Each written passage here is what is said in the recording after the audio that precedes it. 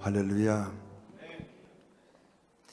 우리가 찬송가 213장을 드렸는데요, 여러분, 나의 생명 드리고 손과 발을 드리고 보화를 드리고 시간을 드린다고 찬송했습니다. 드린 줄로 믿습니다. 아멘이 현찬하신데 안 드린 것 같아요. 드렸다고 생각하면 아멘 한번 합시다. 가실 때 찾아가지 마시고 여러분 평생 정말 주님 앞에 드렸다는 믿음으로 그렇게 쓰임받고 사시기를 주의 이름으로 부탁을 드립니다. 새해를 시작하면서 어떤 말씀을 드리나 고민하고 기도했습니다. 그러다가 요나서 말씀을 선택을 했어요. 너무 익숙하고 너무 잘하는 말씀이고 유초등부 때부터 시작해서 성인이 될 때까지 수도 없이 들었던 말씀이고 너무 잘하는 말씀이지만 그래도 요나서가 생각이 나서 요나서 말씀을 선택했습니다. 여러분, 요나서는 여로보암 2세, 북왕국의 여로보암 2세 때 사건입니다. 여로보암이라는 왕이 북왕국에 두 번 있습니다. 솔로몬이 죽고 남북 왕궁이 갈라지면서 북왕국의 초대 왕이 여로보암입니다. 그런데 오늘 본문은 여로보암 2세 때 사건인데 여로보암 1세와 2세와 뭔 관계가 있느냐? 아무 관계가 없어요. 북왕국은 총 왕조가 8번 이상 바뀝니다. 여로보암 2세는 북왕국이 열리고 나서 200년 그 언저리에서 벌써 왕조가 5번이나 바뀌었어요. 여러분, 고려 왕조에서 이씨 왕조로 바뀌잖아요. 그것처럼 나라가 왕조가 바뀌어버린 거예요. 그게 벌써 5번째입니다. 예후 왕조의 4번째 왕이 여로보암 2세입니다. 여로보암 1세와 2세는 이름은 같지만 별로 이렇게 연관되는 게 없어요. 이름의 뜻은 백성을 더하게 하소서, 그런 뜻을 가지고 있는 왕이 여로보암입니다. 그때에 요나에게 하나님의 말씀이 주어집니다. 근데 여러분, 이 요나가 여로보암 2세 때 이 하나님의 음성을 듣는데, 여러분, 북왕국 길지 않은 역사 속에서 가장 번창했던 시기가 여로보암 2세 때입니다. 정치, 경제, 군사 이런 모든 분야에서 영적인 부분을 빼놓고는 가장 부유하고 강성했던 때입니다. 또 영토가 가장 확장되고 잃어버렸던 영토들을 다 회복한 시기. 그래서 여로보암은요, 정치적으로 아주 41년 동안이나 제위에 있으면서요, 정치를 잘한 왕입니다. 나라도 안정되고 나라도 강해지고. 그런데 영적으로는 아주 타락한 시대입니다. 옛날이나 지금이나 비슷한 것 같아요. 사람들이 잘 살면 영적으로 더 성숙하고 성장하면 좋은데, 돈 많고 등 따숩고 편안해지면 영적으로 나태해지고 게을러지고 엉뚱한 짓 하고, 그런 일들이요 번번 일어납니다. 여러분, 기독교가 강성했던 나라도요, 나라가 막 선진국 되고 잘 되면 어느새 교회가 점점 쭈그러듭니다. 미국이라는 사회가요, 그렇게 기독교 정신 위에 세워진 나라지만 지금의 미국이 정말 그게 기독교 나라라고 말할 수 있을까 싶은 그 정도의 나라가 됐잖아요. 한때 독일이나 이런 나라에 여러분, 기독교가 굉장히 강성했습니다. 지금도 독일은 목사가 공무원입니다.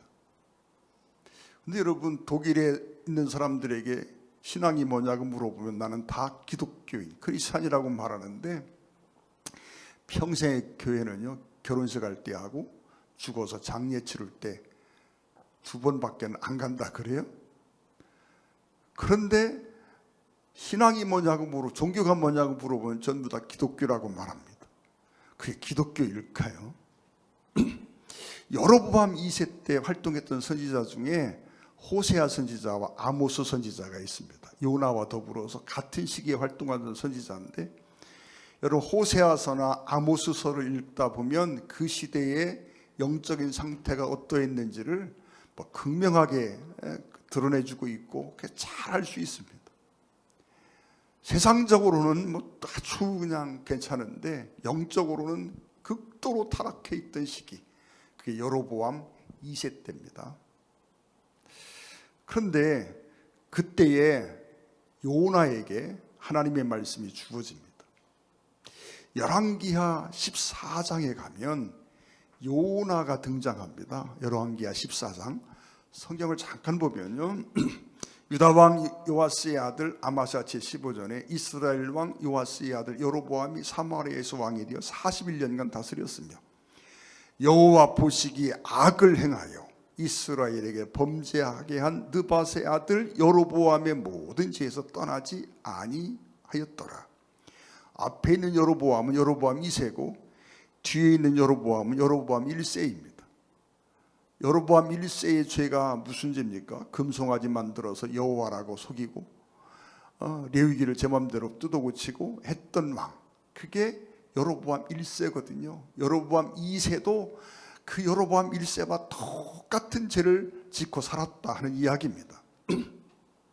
25절에 이스라엘이 하나님 여호와께서 그의 종 가드헤벨 아미띠의 아들 선지자 요나를 통하여 하신 말씀과 같이 여로보암이 이스라엘 영토를 회복하되 하맛 어귀에서부터 아라바 바다까지 하였으니, 그 여로보암 2세 당시에 요나라는 선지자가 있었는데 그 선지자에게 하나님의 말씀이 주어지고 이 요나가 하나님의 말씀을 받아 예언을 했는데 그 예언이 여로보암 시대에 이루어져서 영토가 회복되는 일들이 있었다는 겁니다.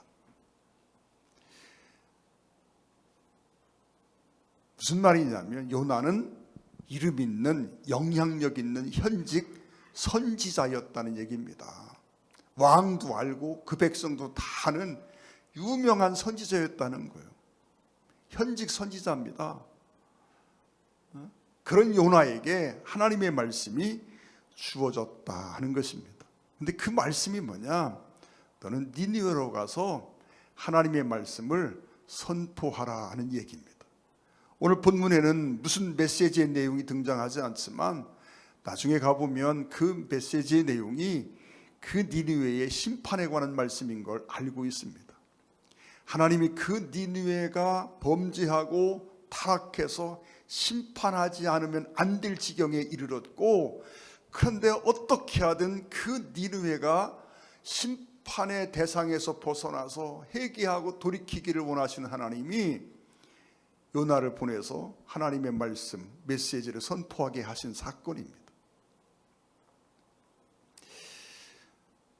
여러분, 그래서 요나서를 통해서 우리가 생각해 보는 것 중에 하나가, 하나님은 이스라엘의 구원만을 생각하시는 하나님이 아니었고 이스라엘뿐만 아니라 그때에도 여전히 열방의 구원에 관심을 가지고 계신 분이고 그들의 범죄와 타락에 가슴 아파하시고 어떻게 하든 그들이 돌이키기를 소원하시는 하나님을 우리가 발견하게 됩니다.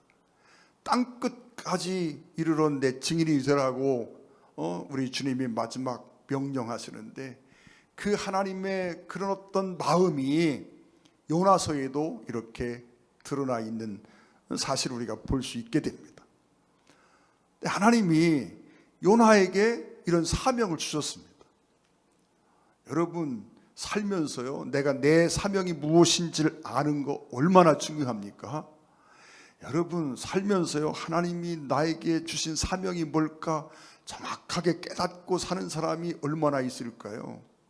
그런데 요나에게는 지금 물론 다른 사명도 있고 있겠지만 당장에 하나님이 나에게 이 일을 하라 하시는 분명한 하나님의 명령이 주어졌잖아요. 여러분, 그러면 참 좋을 것 같은데 요나는요, 대놓고 하나님의 말씀에 반기를 듭니다. 하나님은 니느웨로 가라고 말씀합니다. 니느웨는 예루살렘을 기점으로 생각해 보면 동쪽으로 약 800km쯤 떨어져 있습니다. 그런데 다시스로 도망가려고 지금 하고 있거든요. 근데 여러분, 다시스는 서쪽으로 3200km 떨어져 있어요. 하나님은 동으로 800 하는데 요나는요, 청개구리처럼 서쪽으로 3200km, 4배나 멀찍이 도망갈 궁리하고 있습니다. 여러분, 우리가 올 한 해 정말 새롭게 이 한 해를 시작하면서요, 해가 바뀌었다고 사람이 새로워지는 게 아니잖아요. 우리가 마음을 바꾸고 결심하고 정말 새롭게 시작하지 않으면 새해는 새해가 아닙니다. 여러분, 지난 2025년과 2026년 달라진 게 뭡니까? 달력만 달라졌을 뿐이지, 여러분, 내 스스로 결정하고 결단하지 않으면 아무것도 달라지는 게 없는 겁니다. 여러분, 지난 2025년을 한번 돌아보시면서 나는 하나님의 말씀에 얼마만큼 순종하며 살았을까? 하나님을 얼마만큼 기쁘게 하는 삶을 살았을까? 한번 돌이켜보기를 원합니다. 그리고 2026년은 하나님이 동으로 가라 하시면 동으로 가고, 서로 가라 하시면 서로 갈 수 있는 우리가 되기를 원합니다. 현직 선지자 요나인데, 그 요나가 하나님이 동쪽으로 800 하니까 서쪽으로 3200km 튑니다. 여러분, 이게 누구의 신앙이요? 현직 선지자 요나의 신앙이에요.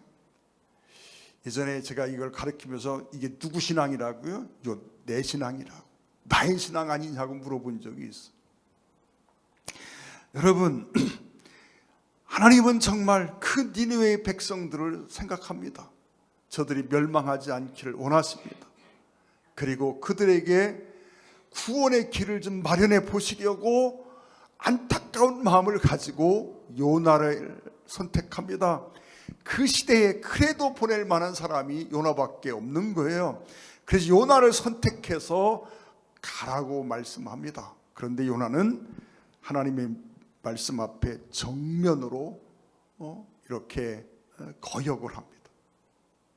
그 말씀 앞에 순종하는 게 아니라 그 말씀을 듣고 속으로 속상해하면서 도망칠 궁리를 하고 있는 모습을 보게 됩니다. 여러분, 니느웨라고 하는 땅은 여러분 지금의 모술 맞은편에 있는 도시입니다. 여러분, 구약에 보면 그 창세기 니무롯에 의해서 세워졌던 그런 땅이기도, 그 도시이기도 합니다. 그런데 여러분, 이 니느웨라고 하는 도시가 이 아수르의 수도인데, 나중에 아수르의 수도인데, 여러분, 이 니느웨라고 하는 도시가 참 묘합니다. 여러분, 아수르에 의해서 북왕국 이스라엘이 주전 721년에 멸망합니다. 요나가 가서 메시지를 선포한 이후 약 한 40년쯤 돼가지고 이 아수르에 의해서 북왕국이 멸망합니다. 여러분, 그래서 이 당시에만 해도 아마 요나의 입장에서 니느웨로 가고 싶은 마음이 없는 것은 어쩌면 당연할 것 같기도 합니다. 그러나 여러분, 하나님이 분명히 요나에게 말씀합니다. 너 니느웨로 가라. 근데 여러분, 하나님이 내게 어떤 말씀을 주실 때 그 말씀이 내 생각과 딱 맞아떨어지면 얼마나 행복하겠습니까? 그런데 때로는요, 하나님이 내게 무엇을 말씀하실 때 전혀 내 생각과 다른 때가 있습니다. 나는 그러고 싶지 않은데 하나님이 나에게 내가 원치 않는 명령을 내리실 때가 있단 말입니다. 여러분, 그런 일들을 우리가 종종 경험할 수 있습니다. 흔한 일은 아니더라도 여러분, 우리가 살다 보면 그런 경험들을 갖게 됩니다. 여러분, 그때가 정말 힘든 시간이지요. 그러나 분명한 것은 하나님이 내게 말씀하시고 하나님의 뜻이라면 우리는 나의 뜻을 꺾고 주님 뜻을 쫓아가야 합니다. 여러분, 니느웨가 지금 불순종하는데 아니 왜 그래? 아니 니느웨 그 요나 참 못됐네, 그렇게 쉽게 생각할 수 있습니다. 그래서 여러분, 우리가 삼자 입장에서 요나를 평가할 때는 쉽게 요나가 잘못됐구나 평가하지만 그것이요, 내 문제로 다가올 때는 그렇게 쉽게 평가하기가 어려워집니다. 우리는 그런 일들을 참 많이 보게 됩니다. 어쨌든 이 니느웨는요, 니느웨라고 하는 도시는 이 북왕국과도 깊은 관계가 있습니다. 나중에는 결국 니느웨에 의해서 북왕국이 멸망하기까지 하니까요. 그런 땅으로 하나님이 가라 하십니다. 어쩌면 요나의 생각에 가고 싶은 마음이 꿈에도 없을 것 같기도 합니다. 그래서 요나가 동으로 발백하시는 하나님의 음성을 듣고 서쪽으로 3200km 튑니다. 여러분, 이 니느웨는요, 나중에 그 역사에 보면, 여러분, 역사 속에서 니느웨라는 도시가 정말 있었을까 의심을 받던 시절이 있습니다. 여러분, 이 니느웨라는 도시가 나중에는 망하거든요. 니느웨의 멸망을 예언했던 선지자가 나훔입니다. 나훔서에 가면 니느웨의 멸망을 이야기합니다. 니느웨에 대해서 하나님이 막 진노하셔가지고 이 니느웨를 멸망시키겠다라고 말씀하시는데 여러분, 성경에 보면 나훔 1장 2절 한번 볼까요? 나훔 1장 2절에 하나님이 나훔서를 시작하면서 나는 어떤 하나님이신가를 이렇게 말씀하시는데, 여호와는 질투하시며 보복하시는 하나님. 여러분, 성경에 하나님이 당신을 표현할 때요, 보복하시는 하나님. 여러분, 우리가 참 생경하지 않아요?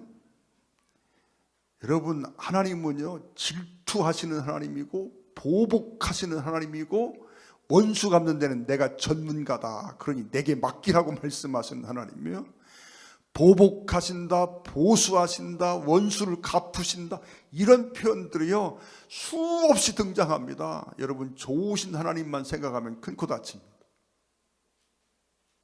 그래서 하나님이 나훔서를 시작하면서 당신을 표현하는데, 나는 질투하며 보복하는 하나님이다, 이렇게 표현하고 있어요. 그러니 나훔서의 내용이 좋을 리가 없지요. 여러분, 나훔서 1장 8절 한번 볼까요? 그가 범람하는 물로 그것을 진멸하시고 자기 대적들을 흑암에 쫓아내시리라. 범람하는 물로 그들을 진멸하시고, 이런 표현이 나옵니다.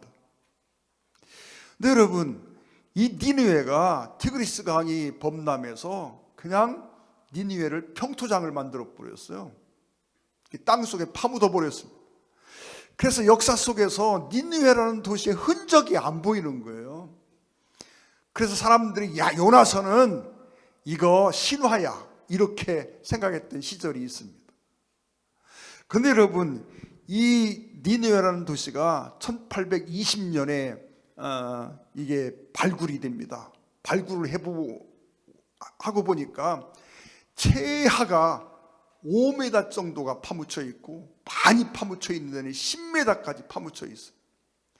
하나님이 티그리스 강을 범람케 하셔서 이 니느웨를 완전히 덮어버렸는데, 그냥 얼마나 평토장을 잘하셨는지 땅속 최하 5m, 깊게는 10m까지 파묻어 버렸어요. 그게 흔적이 없는 거예요.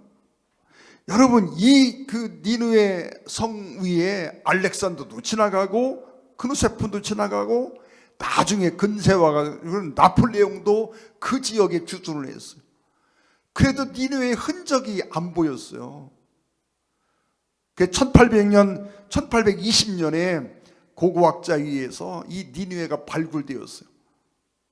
그 니느웨 니느웨의 그 발굴 현장이 지금도 여러분 고고학 서적 같은 데 보면 잘 나와 있어요. 인터넷을 찾아도 금방 찾습니다. 어쨌든 니느웨, 그런 니느웨, 하나님의 진노를 산 모습, 그리고 그렇게 멸망한 모습을 보면서 이 당시 요나 당시의 니느웨도요 결코 가고 싶은 도시가 아니었단 말입니다. 그래서 요나가 가기를 꺼려합니다. 그리고 요나는요 나중에 우리가 보게 되겠지만 하나님의 마음을 잘 알아요.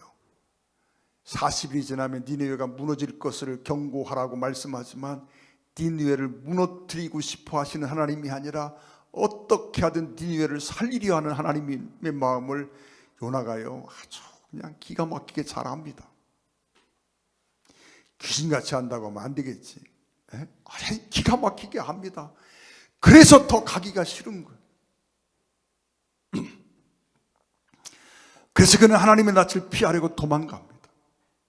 여러분, 현직 선지자라는 사람이 하나님의 낯을 피할 수 있다고 생각하는 것 자체가 이게 말이 안 되잖아요. 이런 넌센스가 어디 있어요.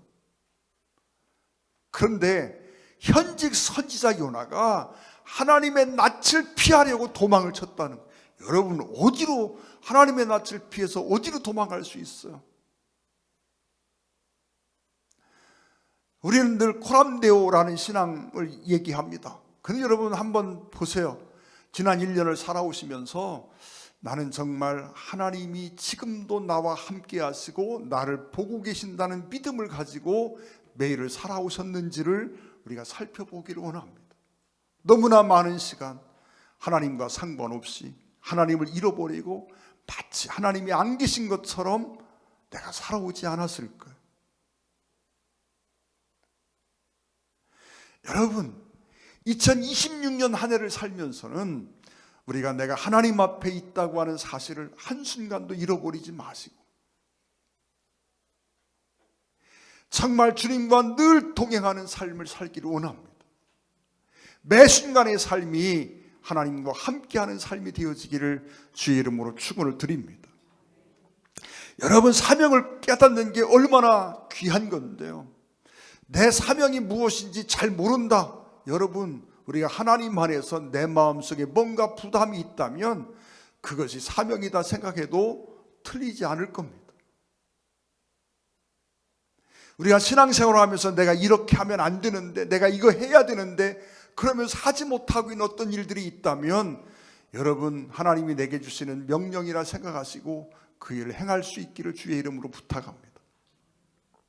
성도를 섬기는 것, 태신자를 구원하는 것, 교회를 위한 봉사, 여러분 또 기도하는 것, 이 모든 것들이 어쩌면 하나님이 내게 주신 명령이고 사명이기도 합니다. 우리는 그리스도 안에서 한 가족이 되었습니다. 우리는 서로를 섬길 책임이 있고 우리는 서로를 섬기기 위해서 기도하고 봉사해야 될 책임들이 있습니다. 여러분, 왜 나는 나의 사명을 감당하지 못할까요? 여러분, 요나처럼 사명을 저버리고 도망가는 사람이 되면 안 되는데 우리는 그럴 마음이 없으면서도 실제로 우리의 삶 속에서 이 사명을 잘 감당하고 있느냐라고 물으면 여러분 19 아니면 199이 죄송합니다, 제가 그렇게 하지 못했습니다 라고 대답하고 있을 것 같아요. 여러분, 우리가 사명을 감당한 이유가 뭘까요? 하나는 절실함이 없어서입니다. 여러분, 정말 이 사명이 얼마나 귀한 것이고 얼마나 가치 있는 것인지를 내가 잘 알지 못해서입니다. 여러분, 하나님이 내게 맡겨주신 일들이 얼마나 소중한 것인지 얼마나 가치 있는 것인지를 깨닫게 되기를 주의 이름으로 축원을 드립니다. 하나님의 일에 대한, 하나님의 사역에 대한 절실함이 있기를 소망합니다. 여러분, 또 살아가면서요, 사람들이 하나님의 사명을 감당하지 못하는 이유를 보니까요, 물론 절실함이 없어서지만 세상 일이 너무 바빠. 그런데 여러분, 우리가 그 바쁜 일들 중에 내가 줄일 수 있는 일들을 줄여야만 합니다. 우선순위 문제가 좀 정해져야 됩니다. 여러분, 정말 내 삶 속에서 급하고 중요한 일들이 무엇인지를 여러분 생각하시고 우선순위를 정할 수 있기를 주의 이름으로 부탁을 드립니다. 여러분, 세상 일이 또 너무 좋아가지고 여러분 하나님이 주시는 일들을 감당하지 못하는 경우도 봅니다. 에이, 그게 무슨 말이 안 되지. 여러분, 말이 안 되는 게 아니라 실제가 그렇습니다. 제가 테니스를 칠 때입니다. 그 테니스를 친구들 중에 교회를 가고 싶다는 친구들이 꽤 있었습니다. 근데 교회를 언제쯤 가려느냐고 물어보면요, 테니스 못 칠 때쯤 간대요. 테니스 치는 게 너무 재밌어가지고 아니 주일날 교회 올 시간이 없는 거예요. 여러분, 테니스를 쳐보니까 재미있기는 합니다. 매력이 있어요. 그래서 주일날마다 뭐 시합이 있고 뭐가 있고 그러니까 교회 갈 시간을 못 내는 거예요. 세상 일이 너무 좋은 거예요. 어떤 사람 등산이 너무 좋아서, 어떤 사람 볼링이 너무 좋아서, 어떤 사람 골프가 너무 좋아서. 제가 아는 어느 교회 집사님 한 분이 계십니다. 골프를 엄청 좋아하십니다. 제가 신앙생활 열심히 해서 장로도 돼야지, 그러면 그렇게 말하면 나는 장로는 평생 안 하겠답니다. 왜 안 하느냐, 장로하면 골프 치러 못 간대 주일날. 여러분, 이게 남의 얘기일까요? 우리가 잘 생각해 봐야 합니다. 너무나 많은 사람들이요, 세상 일이 너무 재밌고 너무 좋아. 그래서 그걸 내려놓을 수가 없어. 그래서 주일날 예배를 드리지 못하고 하나님이 주신 일들을 감당하지 못하고 그런 일들을 보게 됩니다. 때로는 게을러서 감당하지 못합니다. 때로는 하기 싫어서 감당하지 못합니다. 귀찮아서 감당하지 못합니다. 내 생각과 달라서 감당하지 못합니다. 많은 이유들이 있습니다. 그러나 여러분, 우리가 하나님의 일을 의무라고 생각하지 마십시오. 여러분, 사명은 어쩌면 의무를 뛰어넘습니다. 그리고 그 일에 대한 기쁨을 좀 알 수 있는 올 한 해가 되기를 원합니다. 여러분, 우리가 신앙생활 하면서요, 하나님 안에서 내가 봉사하고 섬기고 어떤 주의 일을 감당하는 그 일이 내게 정말 기쁨이 되기를 주의 이름으로 부탁을 드립니다. 여러분, 하기 싫어도 해야 하는 게 사명이고요, 불가능해 보여도 하나님이 말씀하시면 예 하고 가야 합니다. 땅끝까지 이르러 내 증인이 되리라 라고 주님이 말씀합니다. 달리 말씀드리면 땅끝까지 이르러서 증인이 되라는 말씀이 있잖아요. 그런데 여러분, 하나님의 이 말씀을 들을 때에 내가 그 사명을 정말 감당할 수 있을까? 여러분, 아무리 생각해 봐도 불가능한 것 같습니다. 그럼에도 불구하고 주님이 말씀하시면 우리는 시작해야 합니다. 안 되는 것 같아도, 안 될 것 같아도 주님이 말씀하셨으면 우리는 도전하고 시작해야 합니다. 그런데 요나가 동으로 800하시는 하나님의 음성을 듣고 서쪽으로 3200km 도망가려고 욥바로 내려갔는데, 보니까 오늘 본문에 뭐라고 말합니까? 마침 다시스로 가는 배를 만난지라. 어쩌면 그렇게 딱 맞춰서 다시스로 가는 배가 있는 거예요. 그 배가 욥바 항구에서 다시스로 가려고 출발하려고 합니다. 마침내 요나의 마음속에 그러면 그렇지. 그리고는 정말 기쁜 마음으로 그 배를 타고 출발합니다. 그리고 배 안에 들어가서 뒤에 보면요, 안심하고 잠에 들어 있습니다. 세상은 풍랑으로 요동치고 있는데 요나는 새까맣게 모르고 깊은 잠에 빠져 있습니다. 여러분, 우리가 하나님의 말씀을 어기고 하나님의 명령, 하나님의 사명을 감당하지 않고 곁길로 간다고 해서 그때마다 하나님이 해초리를 드신다면 저는 그랬으면 참 좋겠어요. 목회하기가 참 편할 것 같아요. 근데 하나님이 야속하게도 그러지 않으시더라고. 여러분, 할 일을 하지 않아도요, 하나님이 종아리를 치시거나 그러지 않으세요. 어느 분이 간증할 때 주일날 예배드리러 가야 되는데 설악산 놀러 갔다가 그냥 차가 뒤집혀져 가지고 난리가 났다 그래요. 그 간증을 들으면서 저런 일이 날마다 있으면 목회하기는 참 쉬울 텐데 생각이 들었어요. 근데 여러분, 그런 일은요 없습니다. 물론 있을 수 있지요. 하나님이 그렇게 하지 않으세요. 때로는 모델 케이스로 어떤 일들이 있을 수 있어요. 성경에 주일날 나뭇가지를 주워다가 뭘 좀 하려고 마른 나뭇가지를 주웠어요. 그랬더니 성경에 보면 돌로 쳐 죽이라 그랬는데 모세도 곤란하고 백성도 곤란하고 그래서 그 사람을 데리고 왔어. 이거 어떻게 해야 될지 모르겠어요. 하나님의 말씀에는 돌로 쳐 죽이라고 했지만 처음 겪는 일이잖아요. 그래서 모세가 하나님 앞에 가서 기도합니다. 하나님, 이거 어쩌면 좋을까요? 그랬더니 돌로 쳐 죽이라 그래. 그 다음부터 여러분, 안식일날 나무하거나 안식일날 일하면 돌로 쳐 죽였나요? 안 그랬어요.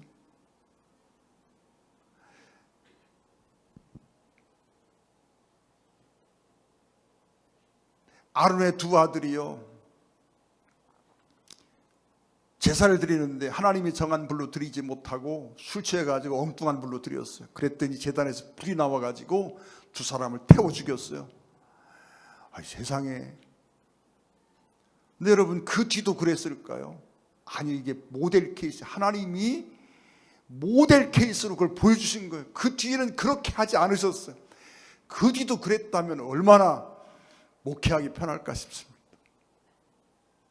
여러분, 주일날 하루 빠졌다고 해서요 하나님이 다리몽댕이 안 분질러요.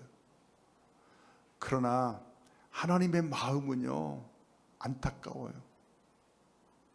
여러분이 하나님 안에서 내가 해야 될 일들을 감당하지 않는다라고 해서 하나님이 당장 막 어떤 벌을 내리시고 막 징계하고 어떤 막 고난을 주고 그러지 않으세요.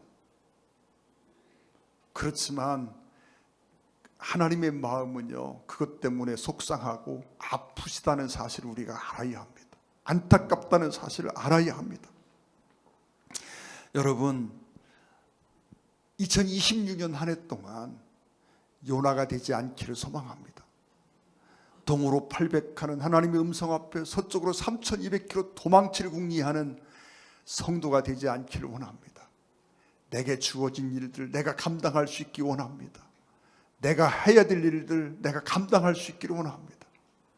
그래서 2026년을 결산할 때 그래, 내가 그래도 최선을 다했지, 이러한 고백을 하나님 앞에 드릴 수 있게 되기를 주의 이름으로 축원을 드립니다. 기도하겠습니다. 사랑하는 아버지 하나님, 어리석게도 우리가 살면서 바쁘다고 또 세상 일이 너무 좋아서 게으르고 또 하기 싫고 귀찮고 내 생각과 다르고 내 뜻과 다르다 해서 갖가지 핑계로 인하여 하나님의 말씀을 거역하고 주님 주신 사명을 감당하지 못했던 모습들을 우리가 보게 됩니다. 다시는 이러한 모습을 반복하지 않게 하여 주옵소서. 그리고 우리가 결단하고 2026년 최선을 다하여 말씀에 순종하고 사명을 감당하고 하나님의 명령을 따라 살게 하여 주옵소서. 어느 한순간도 내가 하나님의 낯을 피할 수 없다는 이 사실을 기억하게 하여 주옵소서. 내가 잃어버린다 해도 하나님은 나와 함께 계시고 나를 보고 계신다는 사실을 기억하게 하여 주시옵소서. 그리고 2026년을 알차게 충성하는 한 해로 살게 하여 주옵소서. 예수님의 이름으로 간곡히 기도 올리옵나이다. 아멘.